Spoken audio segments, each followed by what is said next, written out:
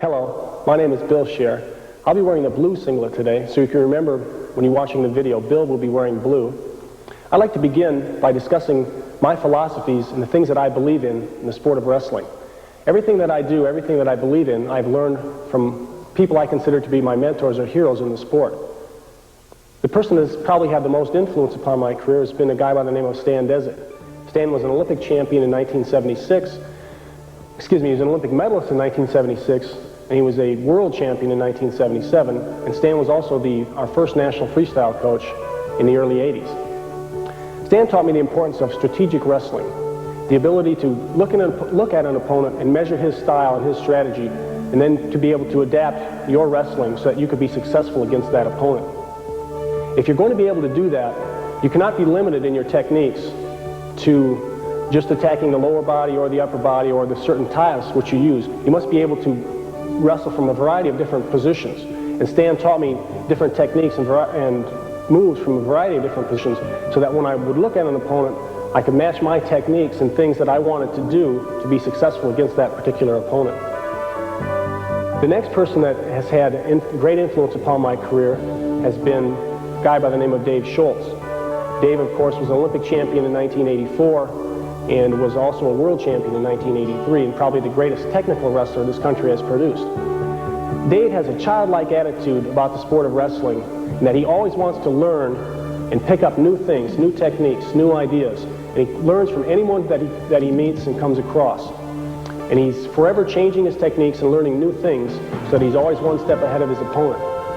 And if a person could have that childlike attitude that you want to learn and that you can learn from anyone involved in the sport, you will be able to pick up new things and you will continue to grow and become better as a wrestler.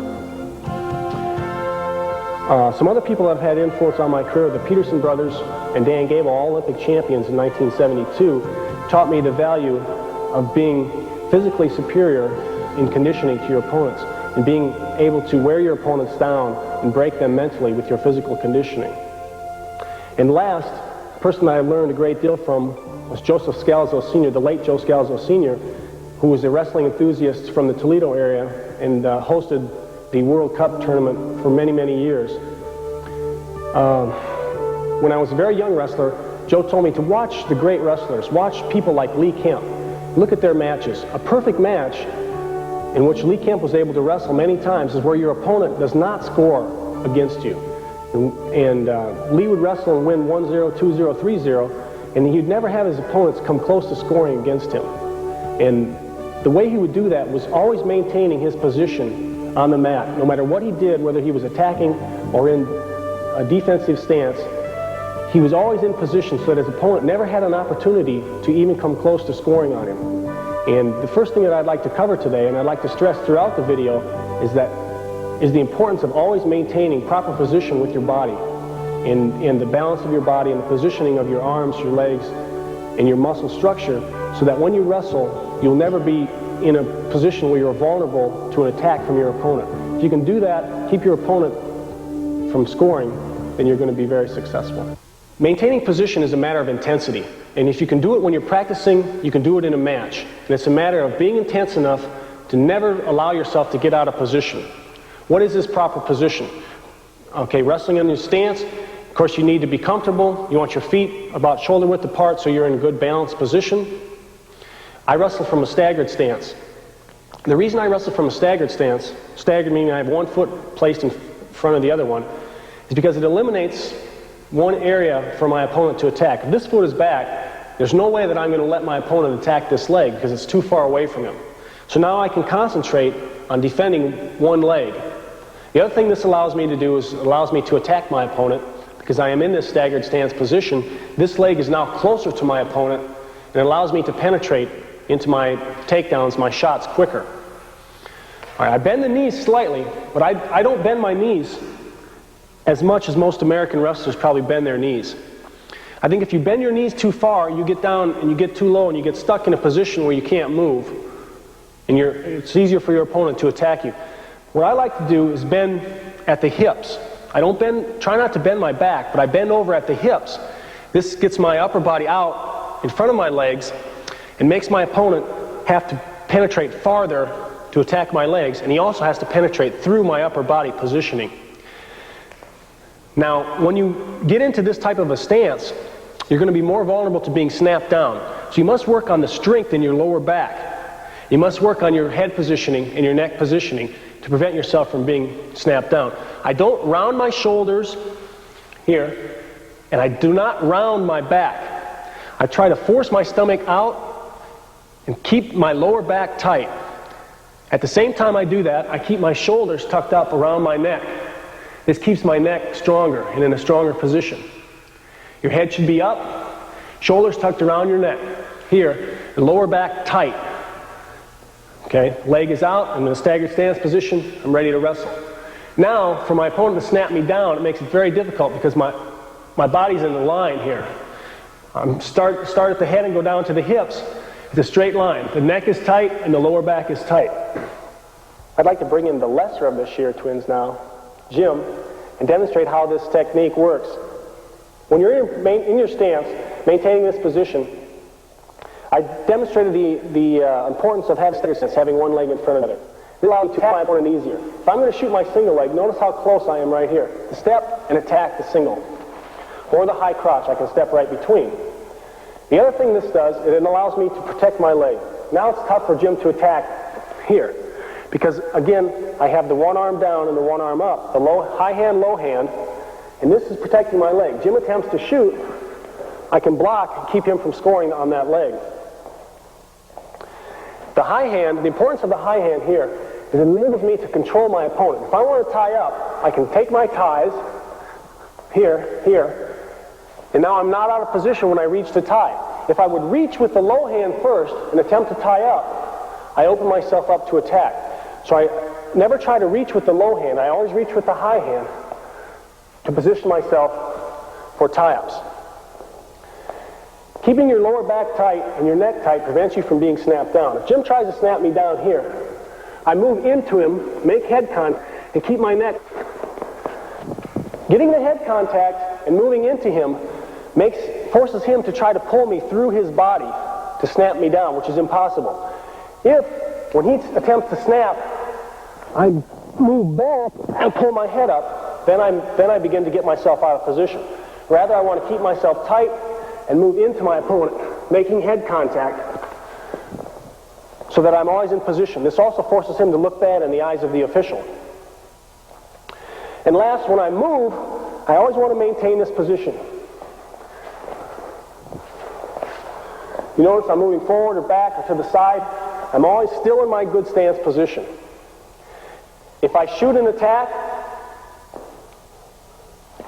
I really have never left that position, even when I'm shooting my attack, because my head, my hips, my feet are still all in the proper alignment where they started when I was in my stance position.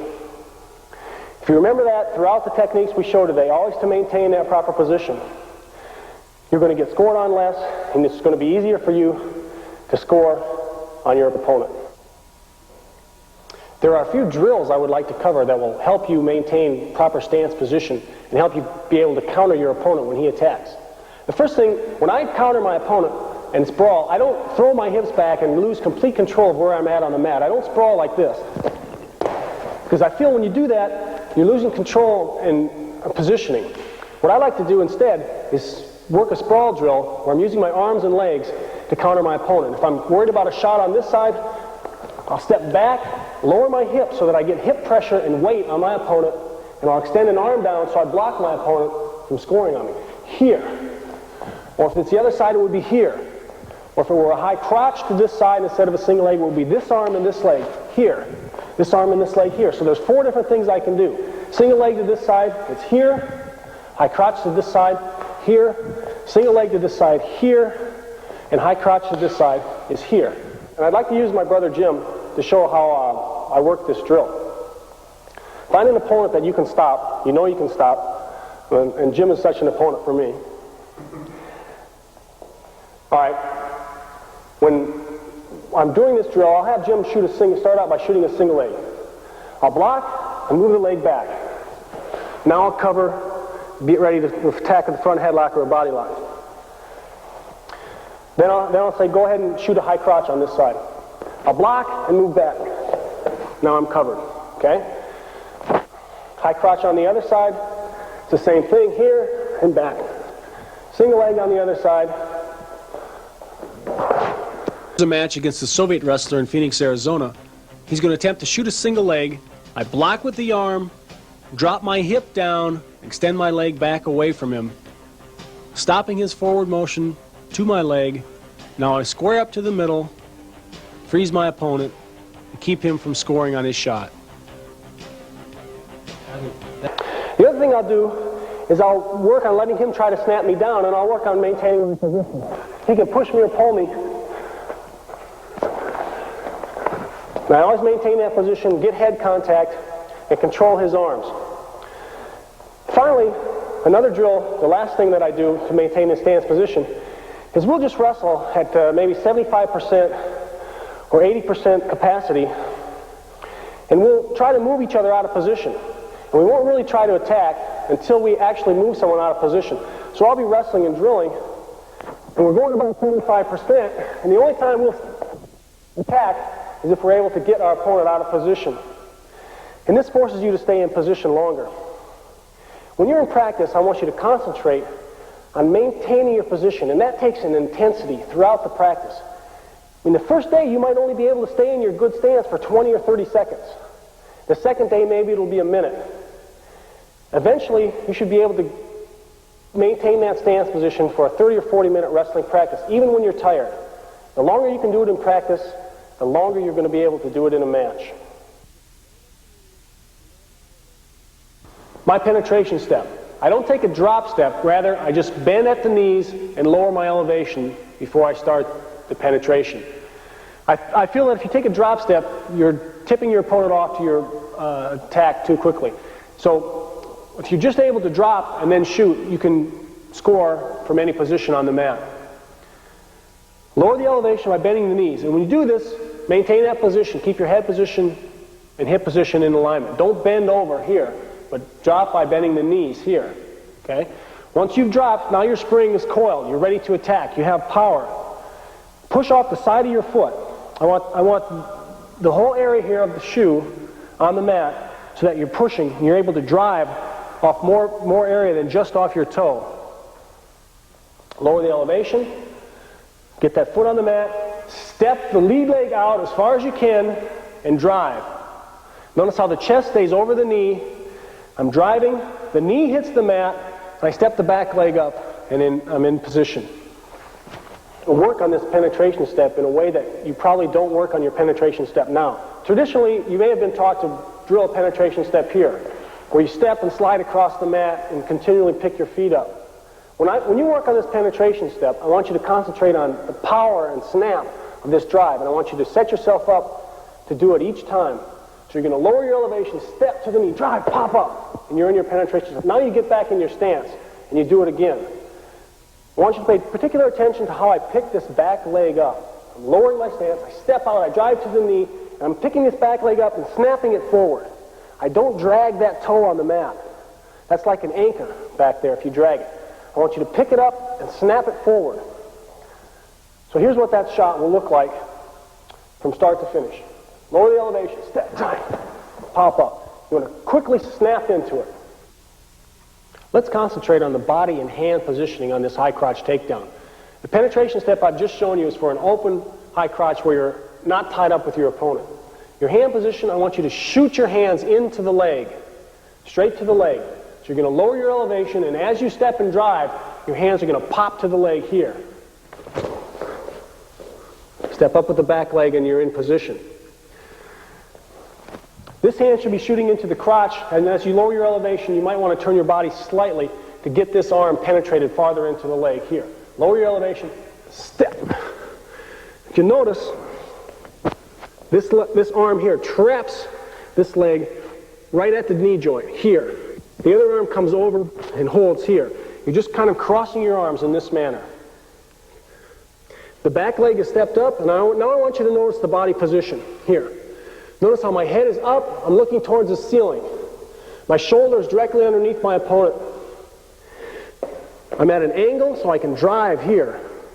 My hips are in. There's 3 points I want you to remember right now. Head up, back straight, hips in.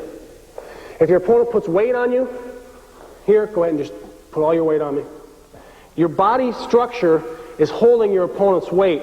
It's taking very little effort for me right now to hold my opponent up and maintain this proper position. This toe is on the mat, and that toe is not flat here. The toe is up and on the mat. If your opponent pushes into you, I want to be able to push back into him with my toe here. If the toe is flat and he pushes into me, I don't have anything to push back and maintain my position.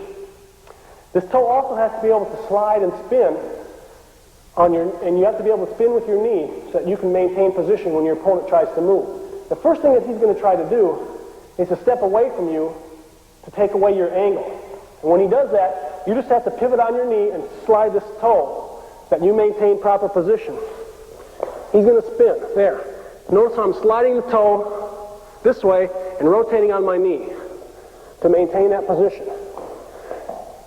We've gone one complete revolution around the mat, and I still have my position. My head is still up, my back is still straight, and my hips are still in, and that leg is still tight to my chest.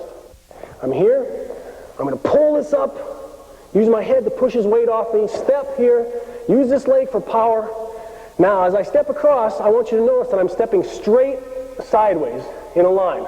I'm not doing it at an angle. I'm not going into my opponent especially. He can move backwards, back and forth pretty easy. I've never seen anyone walk down the street sideways, and I want to take him sideways because he can't move that leg to the side. So I'm driving here, and I step. Notice how I've stepped to the outside. I'm not tripping, I'm just stepping. Now I catch the knee here and turn it in with my elbow. And I continue to drive. And in that manner, I drive across and switch to the double leg takedown and finish on my opponent immediately after penetrating. If you attempt to switch to a double leg without driving across, you'll be countered very easily. If I'm here and I try to switch to a double, all he has to do is drop his arm and catch me. Because he's in good balanced position, he can do that. If I lift this leg and push with my head and step, now catch me and stop me from shooting. He doesn't have the balanced position to stop my double leg. I'd like to show you a few setups to the high crotch takedown. Let's begin with the fake shot, which freezes your opponent and allows you to penetrate. I begin by moving my opponent, step back, I fake the shot. It freezes my opponent for a slight instant. Now I reshoot, lower my elevation, penetrate to the leg, and end in good position. Next setup I'd like to show you is the elbow post. Oftentimes your opponent will reach his arm towards your body to lay his hand on your shoulder. When he does that, I want you to cup your hand with your thumb to the inside and catch above his elbow. When you catch above his elbow, you're going to post it behind your body, lower your elevation, and rotate your body. Penetrate completely in before you release your grip on the shoulder. Step up with the back leg and finish in correct position. The underhook tie-up is an excellent setup for the high crotch takedown because you have great control of his arm. When you get the underhook, move away from your opponent so that he must step the high crotch leg towards you. When he steps the leg towards you, I pull down the arm and the head to make my opponent react and snap up. Once I get him to react, I throw his body and his arm up, and I throw his arm behind my body. As I do that, I rotate into him, extending my hand up his crotch. When you do that, throw his arm over his body, over your body completely, extend your body in, drive, step up with the back leg, and finish in correct position. A setup that's very similar to the underhook setup for the high crotch takedown is the head and collar tie, where your arm is controlling his arm with an inside tie-up over his tricep. You're going to pull down with the collar and head tie. Wait for him to react. When he reacts, you pop underneath. At the same time, you throw his arm over your head. When you do that, notice how I lift my elbow up, which lifts his arm and clears space for me to bring my back arm up around to his leg. As you bring the arm to his leg, step up with the back leg, finish in good position. A great opportunity to shoot the high crotch takedown stems from your opponent getting a front headlock on you and not keeping tight control of your head. Notice how my outside arm is controlling his elbow and pulling it to the outside. This gives me space to clear my head to the outside when I go to shoot the high crotch takedown. When I shoot the high crotch takedown, I'm going to pop my knees and my hips underneath my opponent. I want to completely pop underneath my opponent's center of gravity. When I do this, it's going to throw my opponent's weight over my back there. Now, many people are worried about getting countered to their back from this position with the whip over. But notice how off balance my opponent is. He's unable to counter me with the whip over, and by the time he recovers his balance, I will be shifted back into good position, ready to finish the takedown. It is not always possible to drive across and finish with a double leg takedown, but that's what I want you to attempt to do first, every time. That's what I attempt to do. I make this man react to me then. If he stops me, then I can go into another finish, but I always attempt to drive across first. If I attempt to drive across and he immediately feels that and puts weight on me and pressure on me and blocks my inside arm from switching across to the double leg, then I can switch to another finish. If his weight is on me in such a manner that his body weight is over my shoulder, all I'm going to do is pop my hips underneath his body here, slide the knee under, and get the hips under, and as I do that, I'm going to arch, drive my arm straight up his crotch. That pops his weight up in the air. Now I switch to the double, and done. Jim is going to shoot the high crotch against Maharvik Kharartsev, the Soviet Union world and Olympic champion. Kharartsev has the front headlock position. Jim pulls the elbow back, pops his head underneath, throws the hips under, and gets into the high crotch. Kharartsev moves away, and Jim does an excellent job of continuing to drive in and getting his hips back into position and getting up into good position. He keeps working until he gets his head up to where he can lift, switch to the double, and drive across. When you're doing these different finishes, I want you to make sure that you maintain contact with your chest on his leg and keep his knee tight to your chest. Don't let this leg slide away from you here. If that leg gets away, you're going to be beat from this position. An excellent finish to the high crotch takedown is hitting a crack down where you put the weight over your opponent's ankle, crack him down to the mat, go low on his leg. I'm going to catch the wrist, my inside arm. I rock him up towards his back, freeze him in this position for the fall. As you lower your elevation to crack him down, to crack his hip down to the mat, I want you to make sure that you don't drop your weight before you have the weight of his hip out over his foot. If I start to lower my elevation here too low and I don't have his weight over that foot, he can extend it back and get it away from me. I want to make sure that he's going down already before I start to drop my weight. Now his hip is over that foot, I can drop down. I'm going to lower my weight and back my body away so that I'm right at his ankle as I drive down. Now I want you to notice the position here. I'm low on the knee, I'm wrapped around right here at the ankle. I have my shoulder and the knee here, and I'm lifting this leg here so that his hip is on the mat. So it's here. And as I do that, he'll be attempting to maintain position here. I want to run my hip out to the outside in this manner. I want to keep scooting my hip out to the outside. I don't want to give him an angle to where he can scoot around behind me. So I want to run this hip out in this direction here. Okay? I want to make sure that I have weight on this arm so that he can't extend his leg back away from me. If I let this arm go out, he can pop his hips away. There. And I'm beat.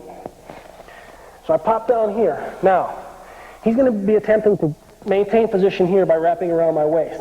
So I keep the knees together, and I keep this elbow down to my side. I don't want him to be able to reach into my crotch here. If he can get in my crotch there, he's going to be able to throw me in a crotch lift. So as I drop down, I make sure my knees stay together. The other thing I don't want him to be able to do is wrap around my body here. If he wraps around my body there, he has a chance to counter me. So as I drop down, I bring my elbow to my side. That keeps him from wrapping around my body. The first thing I want to do from here is I'm going to post my hand on the mat, I'm going to drive into him, I'm going to lift the leg. And hopefully this is going to pop him to his back here. As I do that, I'm pop my knees back up and I come up here and look to finish in this position. Sometimes he'll be able to kick through and I'll just have my takedown. If you don't want to go all the way into the crackdown position, you don't feel comfortable there, it's great to fake the crackdown and make your opponent step back. Once he steps back, you can switch to the double, and drive across, and finish your takedown. Here's another shot from the 1989 World Cup. I fake a crackdown, get my opponent to react slightly. When he steps back, I switch across to the double and drive to finish the high crotch, taking him to his back for 3 points. Oftentimes when you get into the high crotch takedown, your opponent will reach into your crotch and attempt to throw you in a crotch lift maneuver. When he does this, he puts his body weight over your body. This allows you to get underneath with your knees and lift him, come out the back door. This same maneuver can be finished in a slightly different manner. When your opponent reaches for the crotch lift, slide your knees underneath, lift, get your opponent off his base. Now instead of finishing between his legs, I'm going to spin to the outside, wrap my arm deep, finish in that manner. Hello, my name is Jim Sherr. I'm wearing the red singlet today. Bill spoke a little bit earlier about his philosophy of wrestling and some of his mentors that he learned from in wrestling. There are really 3 ways to learn new moves, new techniques in wrestling and to improve yourself. 1 is by your coaches and instructional videos such as this one. 2, it's from watching other people wrestle and analyzing their matches and what they did. The 3rd way is learning from your own experience. Every match you have, you should learn something as you go along. And a lot of times you learn quite a bit more through a defeat than you do through a victory. Every time you get scored upon, every time you get beat, you should learn something through that experience. Turn that into a positive experience. Look back on how he scored upon you, what mistakes you made during that match, and try and eliminate those as you go on in practice. So every time you get scored upon or get defeated, you should remember what happened, write down, and look back upon why you were scored upon or beaten, and try and eliminate those as you go on and you practice. Bill also spoke about positioning, the importance of staying in a good position. You want to stay in good position yourself always, but also with my wrestling, I try and keep my opponent out of good position. I always want him reacting to me. I don't want to constantly react to my opponent during the matches. I want to keep him reacting to me, keep him moving, keep him off balance the whole time while I'm staying in good position. I'd like to demonstrate a single leg now. It's a head inside single leg, and I use the same penetration step that Bill used earlier on his high crotch. The same mechanics to your penetration step. You're always in the same position with your back and your hips. And I use the same penetration step whether I'm shooting a double leg, a single leg, or a high crotch. I want to be able to execute my techniques to both sides, but by specializing in one penetration step for my single leg, my double leg, or the high crotch, I don't have to change positions to do it, and I can specialize in one penetration step. You can be better at one instead of being good at 2 different penetration steps. So we'll move on to the mechanics of the single leg. First thing that you want to do is lower your elevation as in all penetration steps. On my penetration leg, I want to step it to the leg I'm shooting at. I want my toe to go past his heel. So I want my penetration step to go deep and through the man. I'm going to drive my knee. I'm going to aim it somewhere back behind the man. So I want my force to go through the man on the single leg. Now you lower elevation, penetration step goes in. I'm going to drop my knee through. Now it's a head inside, so I want my cheek to hit his chest, lower part of his chest right here, and my chest to hit his leg and drive through. Now as I hit, I knock him off balance and lock. Use a butterfly lock with your thumbs in. Your backhand is always on top. This is because if my backhand's on top and he reaches down to pull my grip off, he'll pull his leg up instead of pulling my grip loose. Whereas if the inside hand is on top, he pulls it off, he breaks my grip. So you want your outside hand on top. Now your back leg, you want to follow it up to here, but you don't want to come up too tight because he can hook it and roll you through. So you're here. You always want your head in his chest, your back straight, and your hips in here. Now you drive up to your finish. You drive off this leg, step your back leg up high. You're in this position. There's no space between my chest and his upper thigh. Hands are pulling his leg in tight, no space. My cheek is on the side of his chest, pushing him off balance. If I'm in this position, head down, space here, he can lean on me, put his weight on me instead of on his far leg. If I want this leg in tight, my cheek against his chest and all his weight on his far leg, I want to post this leg to the mat so it's immobilized. And I can start my first finish from this position. The primary finish to the single leg is the back toe block. I'm going to block his heel with my toe. So I'm going to, keeping his weight all on his post leg by pushing into him with my head and leaning into him with my chest, squeezing my knees together to hold this leg in. Now my back leg steps up a little bit, step around to block his heel. My toe is up in the air. Now I have his heel blocked, push him over it with my head, hook the far knee, and cover. I want to make sure as I come down to keep this knee out and not go to my hip to fall off balance, or else he can roll into me. Also, when you step, it's important to remember it's not a trip or hooking with your heel, because you'll be off balance to the back if you do that. But when you step, you want to block it, his heel with your toe, and step pigeon-toed with your knees, with your foot in. Demonstrate that through once again. You're in good position, chest in, knees bent, knee cocked to the middle. Step in so it's not such a reach. Step around, block it with your toe up in the air, push him over it, hook the far knee, and post. Finish a single leg on world and Olympic champion Maharbek Kadartsev from the Soviet Union. Drop in the single leg on a flurry position. Keep driving, keep your head up, good position, always drive. Step behind, get your back heel trip, drive into him, and finish.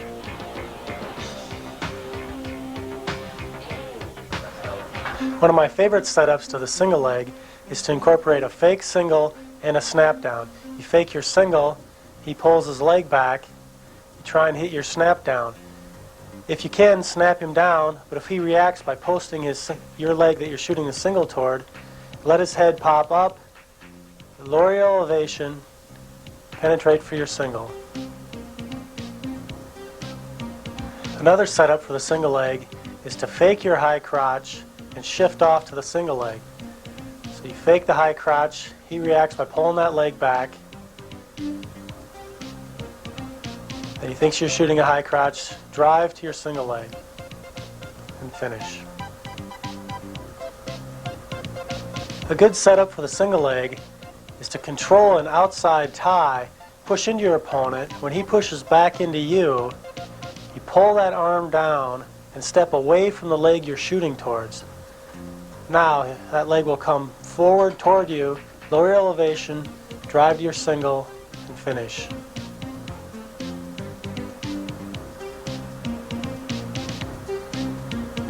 The same setup can be done with double outside ties.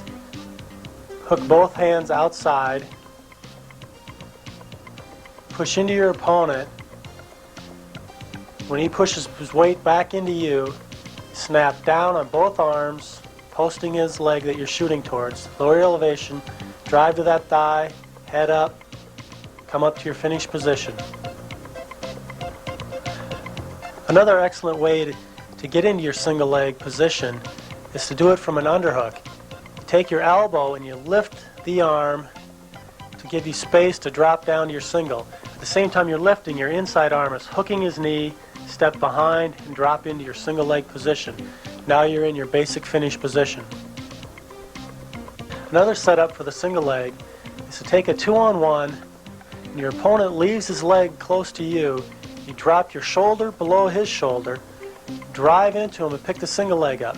You don't release with your inside hand on the arm until you've driven into your opponent and he comes off his leg. Now you release, hook your lock, and you're in your single leg finish position. All the remaining finishes to my single leg will depend on his reaction to my primary finish. So I'm going to start with the back heel block every time, and depending on what he does will dictate my next finish. Another finish to the single leg, if you attempt a back heel trip and he hops over your trip, this extends his base, causing him to be off balance. Now you can do your retreat finish. The first step is a large step to the middle, pivot your back leg around, pulling his leg away from him. Now you drop your shoulder down on his thigh, pull up on his calf, lower your elevation by bending your knees. This drops him to the mat. Don't go down with your opponent, but let him fall, then cover. The key to executing this is you should think of the motion as if you were hiking a football. So after your initial step, you slid your hands down into a V. You want to bring your chest straight between your knees and keep your head in line with your body. You don't want to pull your head outside of your knee. You want to stay in line with your body. Then the pressure is dropping your knees down and your chest between your knees, and throw your hands through your leg as if you're hiking a football instead of trying to whip your hands outside your knee. I'll demonstrate it again. Step. Now you pull, you're trying to take his leg away from him. You drop your chest down between your knees and bend your knees. Now we'll cover some finishes to the single leg when you're out of position down on your knees. He pushes your head down and steps over. You want to drive your knee in between his legs, post on your hand, and lift with your back, pushing up. Make sure your back is completely straight and you're off your haunches. Now pull one knee to your shoulder, push the other knee off, staying completely straight, let him fall to the mat, then cover.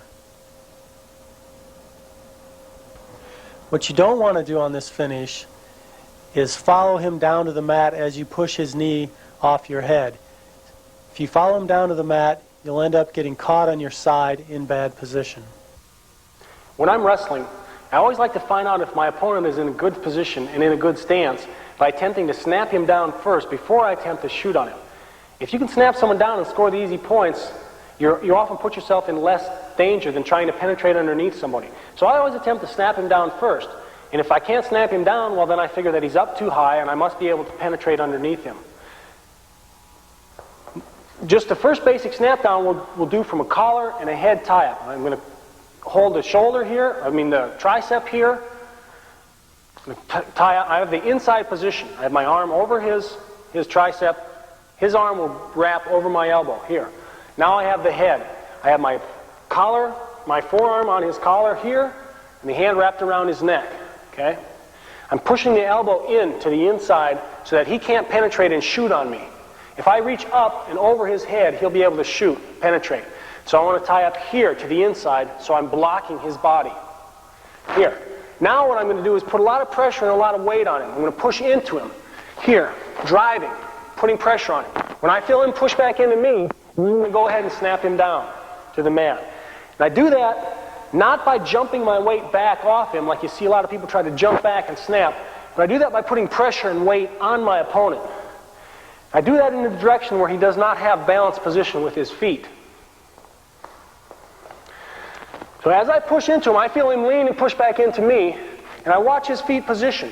If his stance is staggered like this, I look for the point of the triangle that his feet make, and then I snap in that direction. So here would be the point of the triangle. I'm going to snap him here. There'll be many times when you wrestle somebody, especially against the tougher opponents, where when you snap them, they don't go down completely to the mat.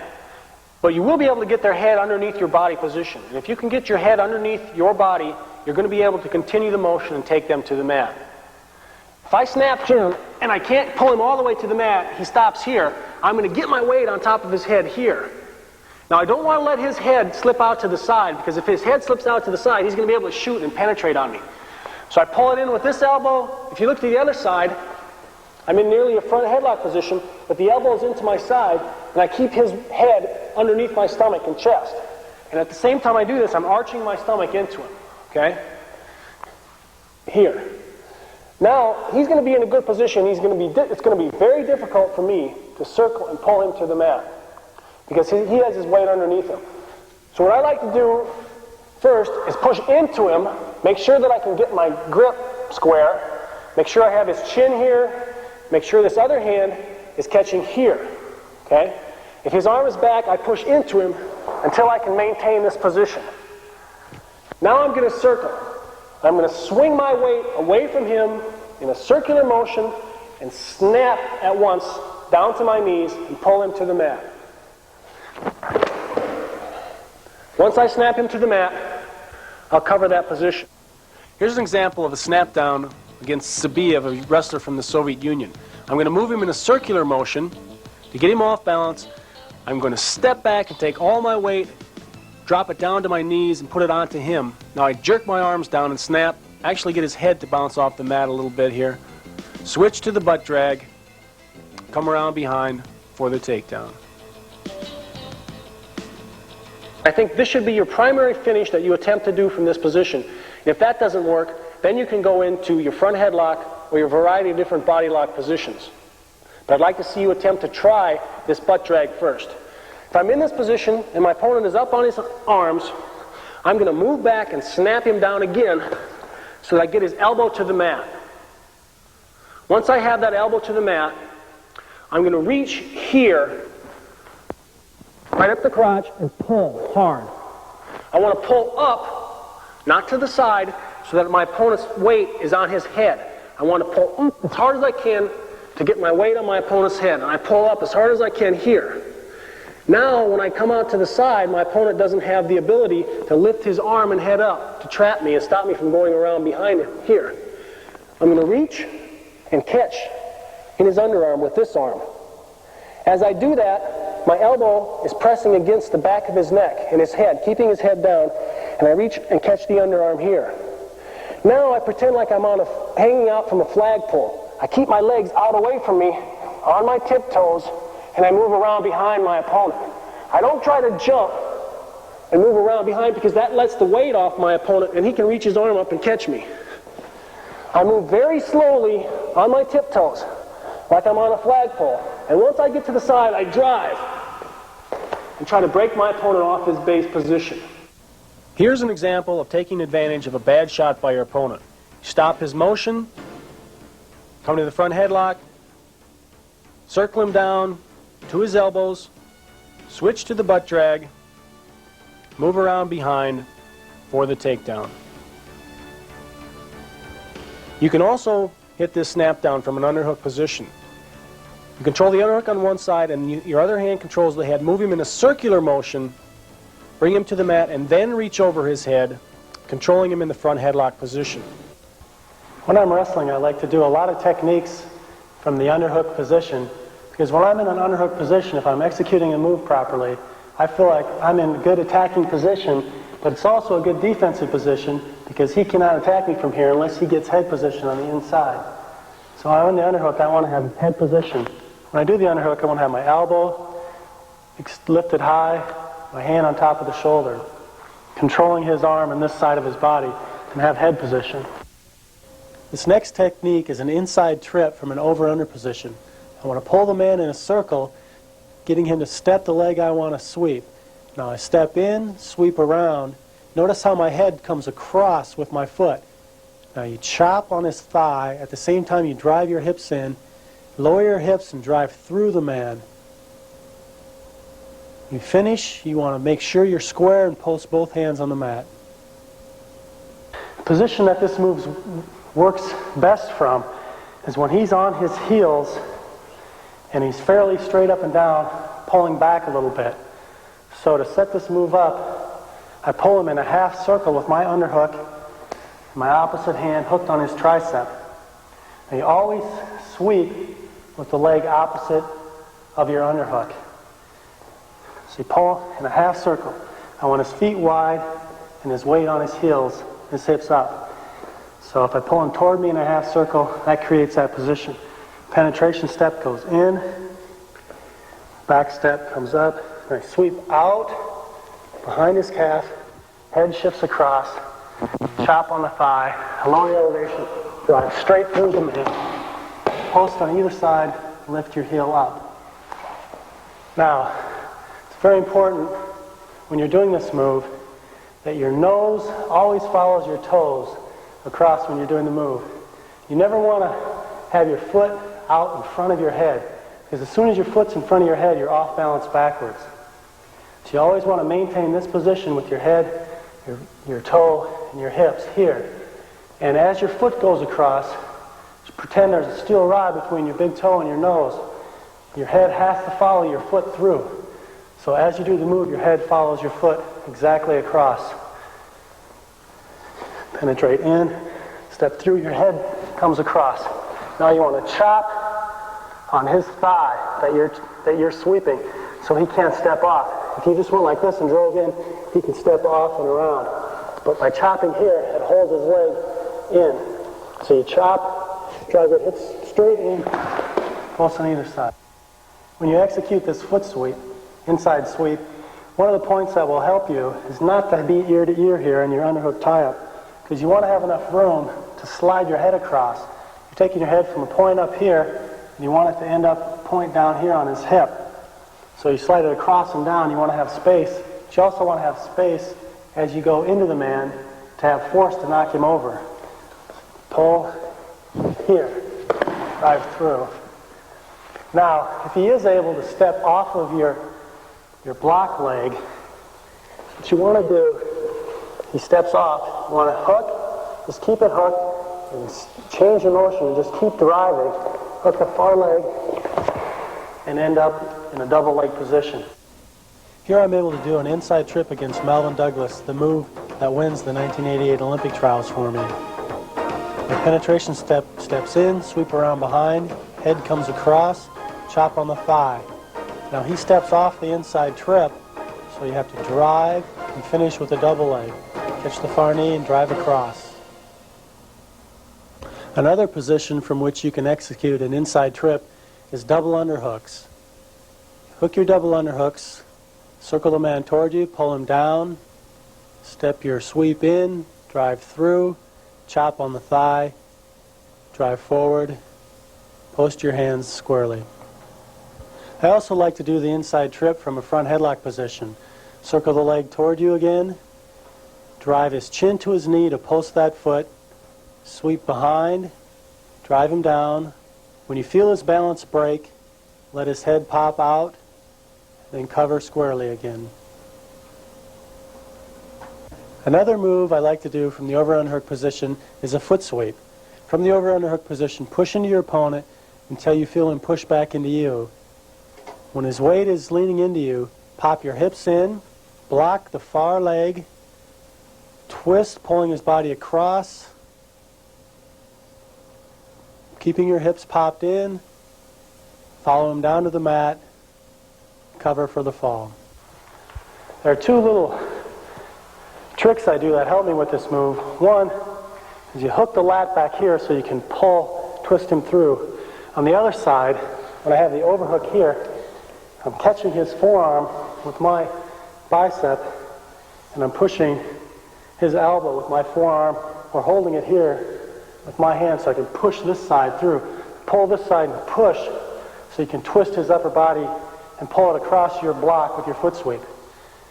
Also, I want to step the opposite leg that I'm sweeping with in between his legs so my feet are in tight so I can get my hips underneath his. I push in, jerk, step in, catch the block, pull him through, follow him down to the mat. You can also do the foot sweep from the double underhook position. Push into your opponent till he pushes back into you, and pull down to post his foot, step your hips in, block the leg, sweep him to his back. Another technique from the over and under body lock position, which can get you out of a lot of trouble and also score points for you, is the underarm spin. I like to make sure that there's space between my opponent's hips and my hips so that I can clear my hips through to do the underarm spin. I already start to cheat and get myself in position by turning my hip towards my opponent, turning that foot sideways so that I'm in position to rock through here. When I go, I make sure that I pinch down tight with the arm over the elbow so he can't pull his arm away from me. I clasp on the tricep very tightly. It's important, the most important part of this move is keeping control of this arm. If you lose the arm, you lose the technique. From here, I'm going to rock my arm straight up underneath and get my shoulder underneath my opponent's underarm. As I do that, I'm taking a back step here. Clear the arm and get your hips through before you start to drive yourself to the mat. Once you get to this position, you're going to wrap his arm around your body like you'd wrap a cable around a spool, and drive your knee towards his far foot and roll him over your body. When you hit, I'd like you to plant your head on the mat, bring your arm through, and cover for the fall. Executing the underarm spin takedown can be made easier if you get your opponent to step into you. Notice how I cheat forward with my front foot, set myself up for the back step. Once I start to hit the back step, I clear my arm underneath, clearing his shoulder, pop my hips all the way through, bring the outside knee towards his far foot, drive, throw him over my body. Once I hit, I spin back, post my head on the mat, clear my arm over his body, cover for the fall. Oftentimes it's necessary to finish this underarm spin with a different technique, because as you do it, your opponent will drop to his knees and will not give you the chance to throw him over your shoulder. When this happens, you should switch hands on his arm to the arm drag position. Once you're in the arm drag position, you can reach over his back, move behind your opponent for the takedown. Here I'm wrestling Kirk Trost in the national finals. I'm going to execute an underarm spin takedown from the over and under body lock position. Step in, hit the back step, spin through. As I attempt to roll him through for 3, Kirk drops to his knees. At this point, I switch my lock into the arm drag position and then move around behind for the takedown. Next technique I'd like to cover from the over and under body lock position is the body lock throw itself. When I hit this throw, I'm always in the same position. And this position that I start this throw from is very important. I want to again make sure that my opponent's shoulder is in the middle of my chest, the point of his shoulder. I want to be out at an angle to my opponent. And I want to be able to have some space here so I can pop my hips and control my opponent with my hips here. I want my hands locked low, and I want them locked to the side here, so I can squeeze my opponent and control his body. When you see someone do a body lock throw, a classical Greco-Roman body lock throw, they'll step in, they'll step around the leg, they'll lower their elevation, and they'll pop and they'll throw in a circular motion. It's very difficult to do that in freestyle or high school and college wrestling, because your opponent can use his legs, grab your legs, or he can react, and he's usually more reactionary to any upper body type throws than he would be in Greco-Roman wrestling, because they have their elevation lower. They're not standing straight up. So that classical Greco-Roman throw is going to be very difficult to execute. So I kind of adapted a body lock throw that I thought would be more successful in freestyle and college wrestling. When I hit this throw, all I do is pop my both knees in and pop my hips in. As I do that, I rotate and throw in a circular motion. I'm not trying to throw him over my body and get a great arch or anything. I'm just trying to whip him over to his back. This is quicker than the other throw. It's easier to do, doesn't take as good of an arch, and it's a higher percentage throw than trying to step in for college and freestyle wrestling. So when I do this, I pull, I pop, I want to get his arm on this side trapped tight to his side with my body. I pop my hips in. I usually try to pop over this knee, this outside knee with my knee here. Pop the hips in, and you're going to pop back and throw in a circular motion. I'll go through the entire throw.